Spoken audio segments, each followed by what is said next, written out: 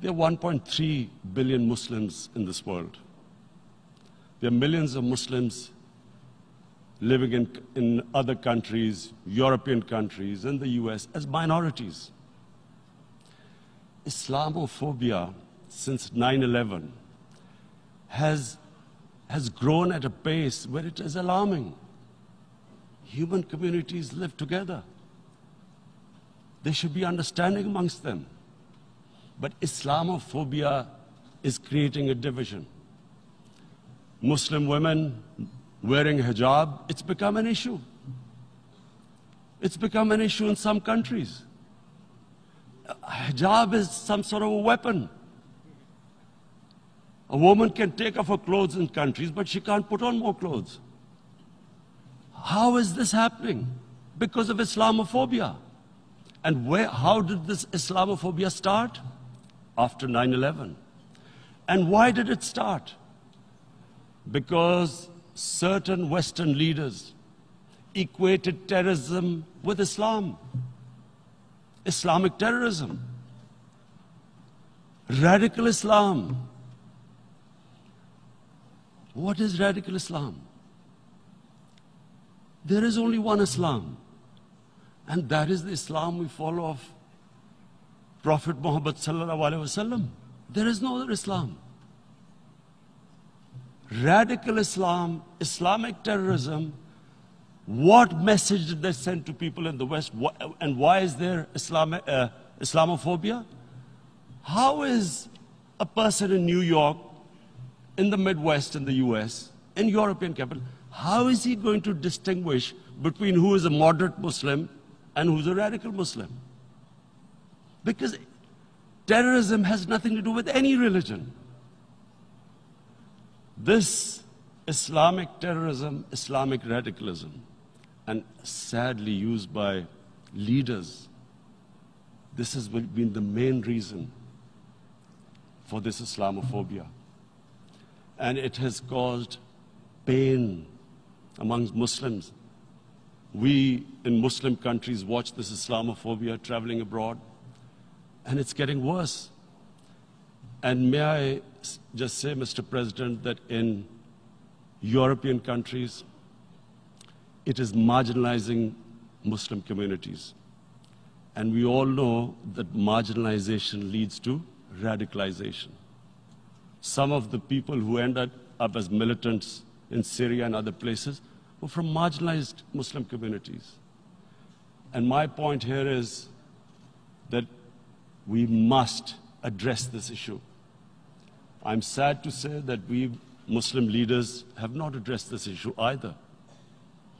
After 9/11, when this thing came about war against radical Islam, rather than Muslim leaders trying to explain to the West that there is no such thing as radical Islam, in all human communities, they are radicals. They're liberals and rest are moderate. All human communities, Christians, Jews, everyone has it. But Islam is not radical, neither Judaism, neither Christianity, neither Hinduism. No religion preaches radicalism. The basis of all religion is compassion and justice, which differentiates us from the animal kingdom. But unfortunately, the Muslim leadership was so scared of being called radical Islam that all of them became moderates. In Pakistan, we were in the eye of the storm, and our government coined a phrase called enlightened moderation. No one knows what it meant, but everyone started putting on Western suits that they were moderates, started speaking. Even those who didn't know English would speak English because they were moderates. No one had a clue what it was, because we, in the Muslim world, did not explain to the West that there is no such thing as radical Islam. One of the reasons why, after 9/11, Islam was supposed to be equated with terrorism was suicide attacks. Because the 9/11 bombers did a suicide attack, all sorts of theories came up that the Muslims are involved in suicide attacks because they will get virgin in heavens. Some came up with, what about women? Suicide attackers. So this bizarre thing happened. No one explained. Suicide attacks and Islam were equated. No one did research that before 9/11, the majority of suicide attacks in the world were by Tamil tigers, who were Hindus. No one blamed Hinduism, and quite rightly. What has Hinduism got to do with what desperate people were doing in Sri Lanka? We all know about, we've seen films about Japanese kamikaze pilots at the end of the Second World War doing suicide attacks. No one blamed the religion. But here we were trying to prove we were moderates and not explaining to the West. But the most important thing I wanted to say here today, in explaining this Islamophobia, Mr. President, and I feel it's very important because I've spent, because of, I played professional sport in England, I spent a lot of time there, so I know how the Western mind works and how West views religion. So where the misunderstanding about Islam came. And one of the reasons it caused Islamophobia. That was, in 1989, this book was published, maligning, insulting, ridiculing our Prophet Muhammad sallallahu alaihi wasallam. And there was a reaction in the Muslim world. The West couldn't understand what was the problem. Because in the West, because I have spent so much time in the West, religion is perceived completely differently. They don't look upon religion like we do. And so, Islam was supposed to be an intolerant religion. It was against freedom of expression. And Islam took a real beating 30 years ago. I still remember it became a watershed. And every 2 or 3 years, someone would malign our Prophet, peace be upon him. There would be a reaction by the Muslims. And again, it was Islam, an intolerant religion. Again, this time, I blame a certain section of the people in the West who deliberately provoked this, knowing the impact it would have. But the majority of the people in the West didn't understand.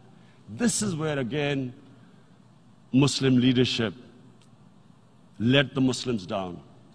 We should have explained to them what our Prophet, peace be upon him, means to us. So in 1 minute, I'll try and explain what he means to us.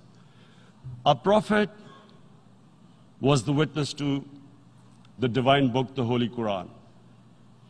The Holy Quran is the book of guidance for Muslims, and the Prophet's life was living the Quran. He was an example of what the Quran guided us to be. So he is the ideal we all try to get to. The Prophet created the state of Medina, the first state in Islam. That state was the basis of a Muslim civilization which became the predominant civilization for the next 700 years. And what was that state? I hear such strange things about Islam, that it is against women, it's against minorities.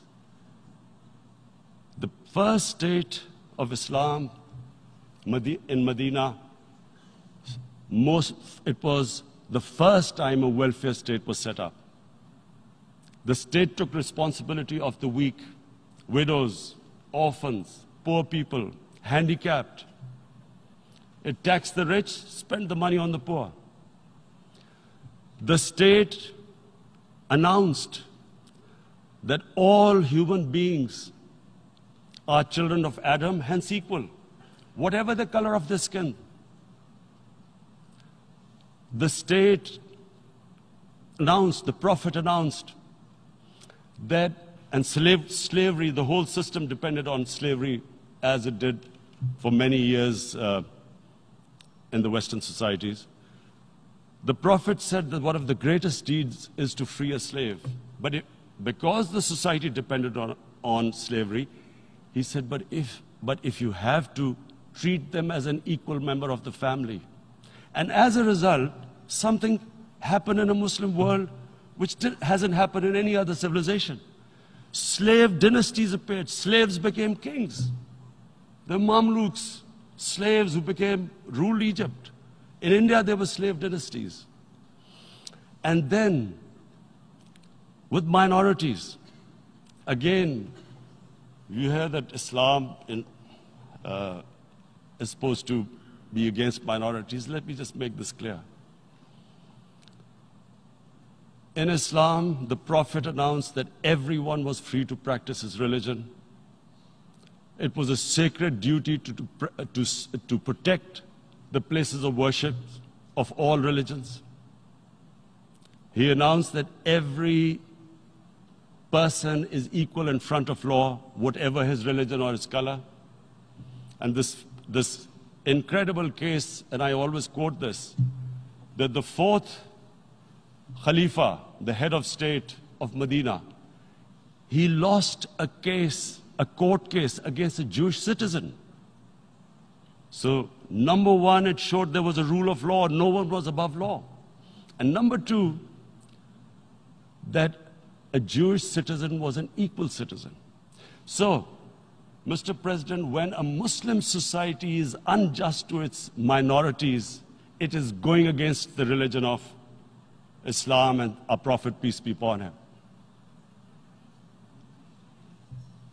So, it is important to understand this. The Prophet lives in our hearts. When he's ridiculed, when he's insulted, it hurts. As we human